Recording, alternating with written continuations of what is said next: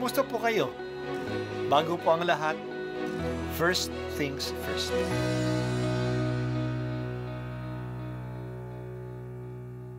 Good morning po. Sinisimulan po natin ngayon ang first things first. At dito po, tinatalakay natin sa unang bahagi ng umaga natin ay ang first readings na binabasa po sa banal na misa. Ito pong tinatalakay natin kasi madalas po kasi marami na tayong alam tungkol sa gospel readings. Pero konti po ang nagsasalita sa first readings. Pero ang first readings, bahagi din po yan ng Biblia, ng banal na kasulatan.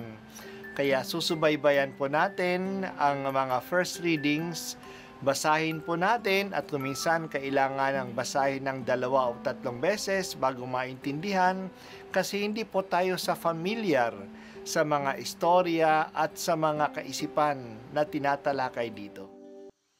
Ang pagbasa mula sa Aklat ng Karunungan.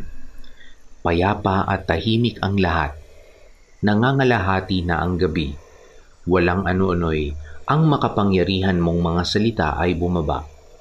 Mula sa iyong maharlikang trono sa langit. Pumagitna sa lupaing iyon na itinalaga mong wasakin. Gaya ng mabalasik na mandirigma, taglay niya ang matalim na tabak ng iyong mga utos. Tumayo siya. Ang ulo niya'y sagad sa langit at pinalaganap ang kamatayan sa buong lupain. Ang sangnilikha ay dumanas ng pagbabago upang masunod ang iyong kalooban at mailigtas ang iyong bayan. Ang ulap ay lumukob sa kanilang kampamento. Ang tubig ay nahawi at lumitaw ang tuyong lupa. Isang malinis na landas sa gitna ng dagat na pula at lunti ang kapatagan mula sa naglalakihang mga alon. Ang bayan mo ay nakatawid na lahat. Sa ilalim ng iyong pagkalinga, matapos masdan ang kamanghamanghang gawaing iyon, tulad nila'y mga kabayo sa sariwang pastulan, parang mga tupang naglulundagan sa tuwa sa pagpupuri sa iyo, O Panginoon, sapagkat iniligtas mo sila. Ang salita ng Diyos. Salamat sa Diyos. Ang karunungan ay hindi lang mapagmamasdan sa mga gawa ng Diyos sa kalikasan. Nakikita din ang karunungan ng Diyos sa mga ginawa niya sa kasaysayan, lalo na sa mga pangyayari para sa kanyang bayang Israel. Mahiwaga din ang kanyang mga gawa, lalo na ang pagliligtas niya sa kanyang bayan. Ang pagbasa natin ngayon ay tumutukoy sa 2 pangyayari sa kalikasan ng Israel.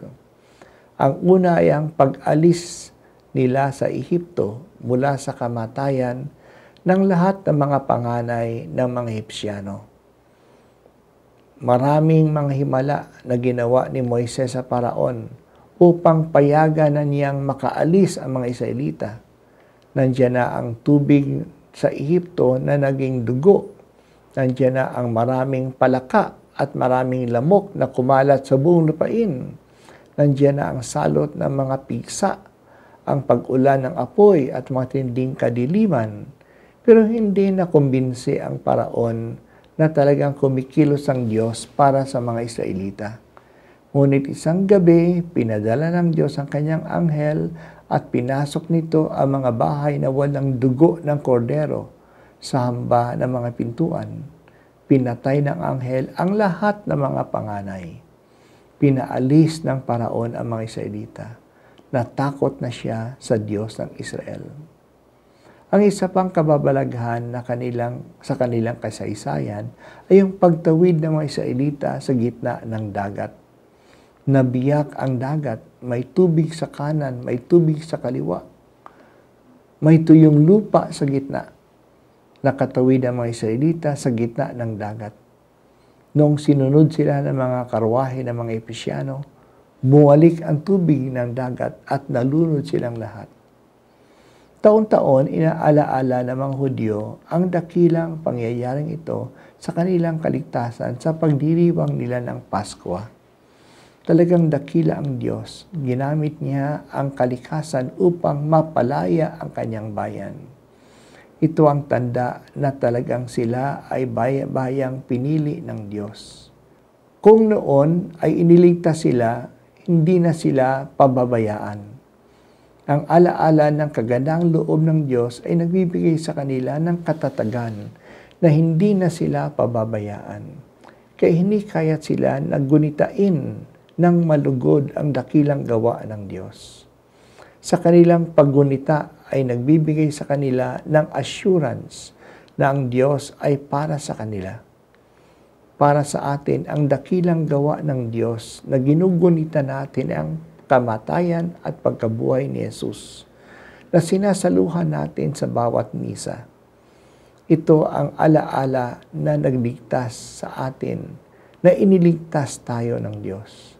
Sa ating pagdiriwang ng misa, ipinagdiriwang natin ang dakilang pagmamahal ng Diyos na hindi nagpapabaya at hindi magpapabaya sa atin.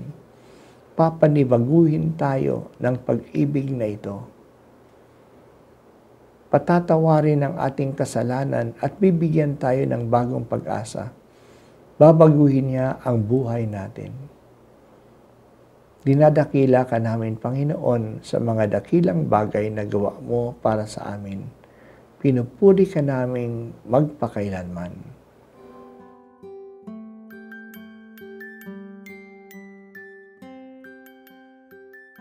At ako po ay si Bishop Broderick Pabilio dito sa First Things First.